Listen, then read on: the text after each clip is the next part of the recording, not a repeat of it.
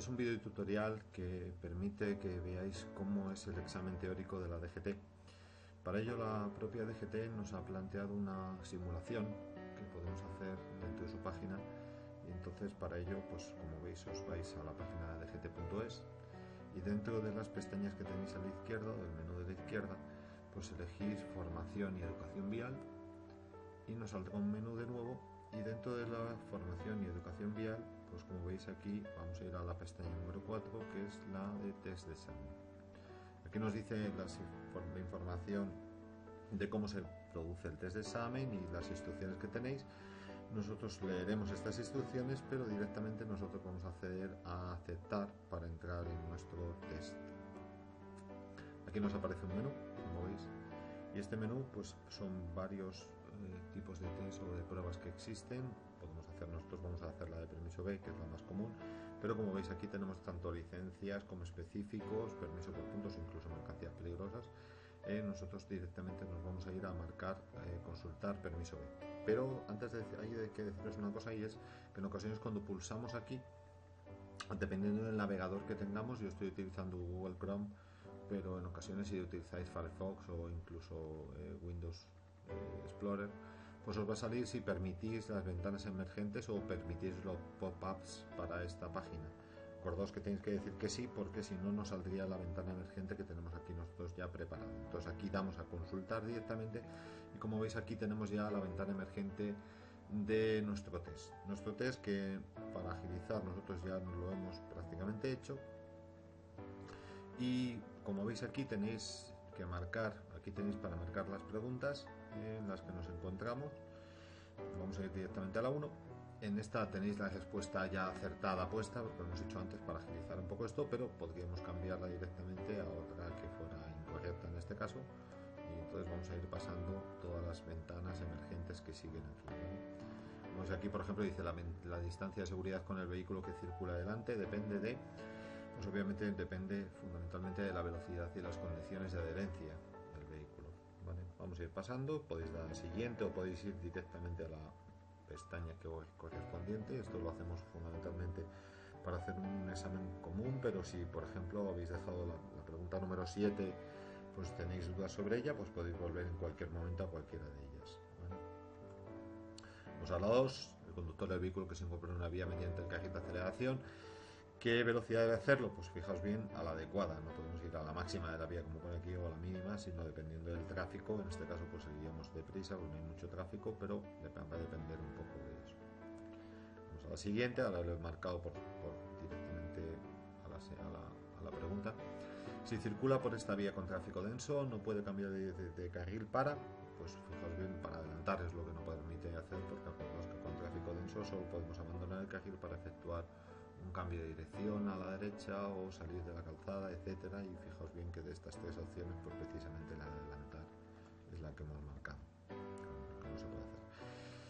Cuando el conductor abusa del acelerador y circula a una velocidad superior a la permitida, pues se expone a sufrir un accidente, obviamente. Dice, circula de forma más eficiente, obviamente no, y se contribuye a una circulación sea más segura, pues tampoco, ¿vale? Vamos a la siguiente. Bueno, como veis, en la número 5 nos dice si está permitido la parada de estacionamiento en este lugar, y como veis, pues parar y estacionar estaría prohibido, porque circular sí se permitiría para cruzar el paso del tranvía, o estacionar solamente no, porque la parada también está prohibida.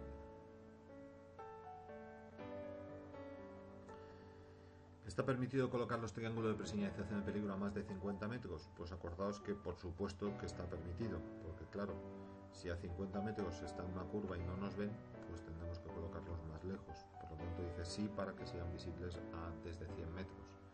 Acordaos, si este señor aquí tuviera al lado una curva, pues no sería visible. Entonces se ponen a más de 50 metros en esos casos. Bueno, vamos a siguiente. Fumar mientras conduce puede provocar somnolencia, aumento de capacidad de atención, distracción y problemas de visión a causa del humo. Pues acordaos que siempre fumar es una de las cosas que se plantean como las próximas prohibiciones que va a haber en la conducción. Y por supuesto la somnolencia puede provocar en algunos casos, pero lo más importante es que puede provocar distracciones y problemas de visión a causa del humo. ocupantes que viajen en su vehículo como en descender del mismo, pues fijaos bien por el lado más próximo a la calzada. Vamos a pasar a una pregunta un poco más superior, o vamos a poner, por ejemplo, esta dice: si ha cambiado las condiciones físicas y necesita adaptar su vehículo, tiene que comunicarlo a la jefatura del tráfico. Por supuesto que tengo que comunicarlo, porque acordaos, no basta con llevar un certificado, sino que todas estas cosas tienen que estar reflejadas en ocasiones en nuestro permiso. ¿Cuándo debes activar el airbag frontal del asiento? Pues acordaos que en estos casos el airbag se tiene que desactivar cuando el asiento de la derecha esté ocupado por un niño y con retención hacia atrás, es decir, si el niño está a contramarcha, porque el propio airbag le puede saltar y le puede hacer daño en la cabeza. Bueno, en esta pregunta veis que pone qué significa esta señal. Pues acordaos, fundamentalmente aquí hemos puesto un cambio equivocado, entonces aquí ponemos entrada prohibida a peatones. Acordaos que si fuera señal azul, entonces sería camino reservado para peatones, pero al ser roja, pues obviamente lo prohíbe la entrada. Vamos a la siguiente, y aquí dice: uno de los problemas que afectan la capacidad de conducir a las personas mayores es la disminución. Pues acordaos que las personas mayores, tanto el oído como la vista vienen disminuidas, y es la que hemos colocado. Vamos también a pasar rápidamente. Los conductores de motocicletas tienen permitido utilizar durante la conducción auriculares. Pues como norma general no. ¿Qué excepciones hay a la norma general? Pues en algunos casos por las características del motorista. Por ejemplo, un alumno que realiza la prueba práctica de moto pues necesita tener una conexión con el coche que va detrás diciendo las instrucciones, o por ejemplo los cuerpos de seguridad del Estado, que en ocasiones van a tener excepciones o exenciones de este tipo. ¿Las hojas de caídas en la calzada pueden influir en la conducción? Pues por supuesto que pueden influir. De hecho, es una de las causas importantes de los accidentes de las motocicletas, y sí, porque puede disminuir obviamente la adherencia en el pavimento. La gente tenía brazos en cruz. Bueno, acordaos que los agentes, cuando se colocan en esta posición, pues indican que permanece la situación que estaba anteriormente, es decir, si tenían una prohibición y ha bajado los brazos, todavía permanece la prohibición hasta que la gente no cambie su posición y se ponga de perfil, por ejemplo, en este caso. Entonces continúa detenido hasta que realice otro tipo de señal.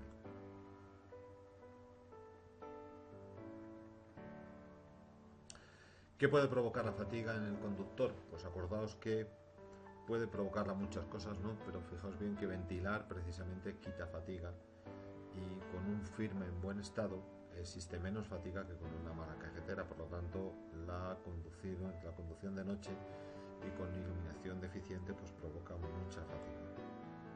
Los antihistamínicos más modernos son más seguros. Pues sí, porque los antihistamínicos modernos se han confeccionado ya pensando en cosas como la conducción, pero eso no implica que no sean peligrosos. Por lo tanto, fijaos bien que dice sí porque provocan menos efectos secundarios.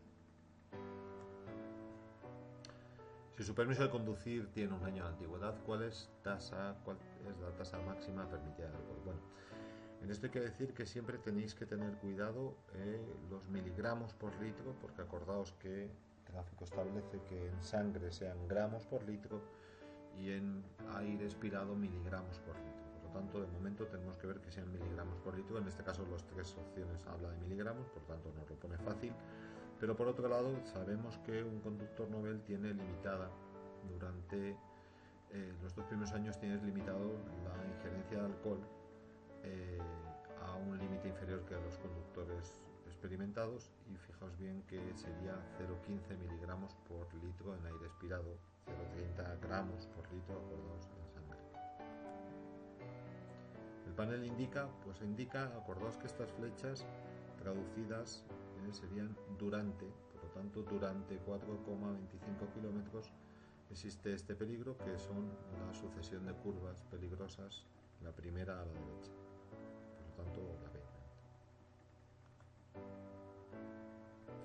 Los paneles de mensaje variable, pues como son señales variables o señales circunstanciales, pues en ocasiones pueden indicarnos prohibiciones, pueden indicarnos peligros o pueden indicarnos también información. Por lo tanto, entre otros usos pueden indicar también prohibiciones. Está prohibida la parada en las intersecciones y sus proximidades de las vías interurbanas. Pues fijaos bien, sí, pero ¿por qué? Porque está hablando de vía interurbana, entonces fijaos, dice sí cuando se genere peligro por falta de visibilidad. Acordaos que esto en vía urbana no funciona igual. Si yo generase falta de visibilidad, pero lo hiciese en una situación correcta, estaría permitido, porque supuestamente la velocidad en vía urbana, al ser mucho más moderada, me permitiría pues adaptarme a las circunstancias.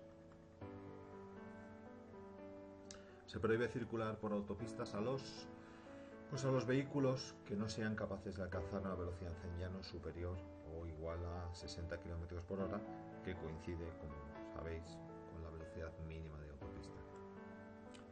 Dicen: carretera circula con la luz de corto alcance por avería. ¿Qué debe hacer?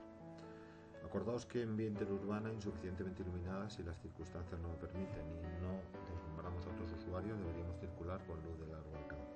Por lo tanto, en este caso, al circular con luz de corto alcance por avería, pues lo que debe hacer es circular dentro de la zona iluminada, es decir, que en definitiva te está diciendo que reduzcas la velocidad hasta que puedas ver.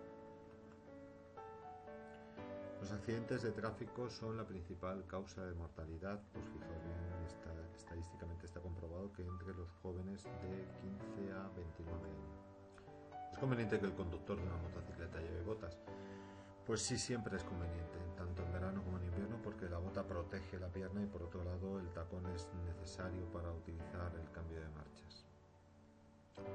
Bueno, por último, la pregunta número 30 nos indica qué significa este croquis, y en este caso, pues como sabéis, indica que la velocidad va unida al señal de peligro y por lo tanto la velocidad finalizaría con la situación de peligro, y eso se corresponde con la respuesta C, que en esta curva peligrosa la velocidad máxima permitida es de 50. Acordaos que cuando finalice la curva finalizará la velocidad, ya que está colocada en la misma vertical.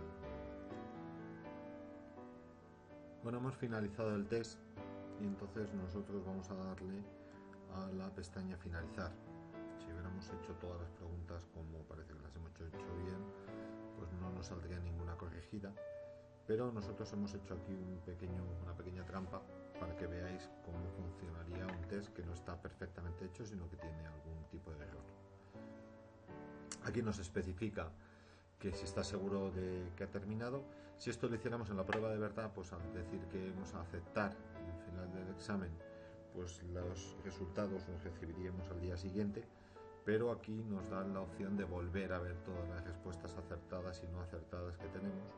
Y como veis aquí, hemos decidido hacer otro tipo de test y las respuestas incorrectas las marcan en color rosa, como veis ahí, y nos especifica dos respuestas incorrectas que hemos un poco manipulado, y dice cuáles son los principales grupos vulnerables. Pues acordaos que los grupos vulnerables no son solo los niños y las personas mayores, sino que también los jóvenes son grupos vulnerables para la circulación. Y la otra que hemos fallado, que el neumático, la presión del neumático, como sabéis, se tiene que mirar con el neumático frío, porque si el neumático está caliente, pues la presión es incorrecta y entonces la medición no nos va a servir para mucho. Por lo tanto, en viajes largos o prolongados, pues no es correcto mirar los neumáticos porque nos va a dar una presión incorrecta. Con esto finalizamos nuestro video tutorial de la explicación de los test. Simplemente decir que al final de estos podríamos imprimir el resultado y el test, o directamente podemos salir de él y volvemos otra vez a la pantalla principal.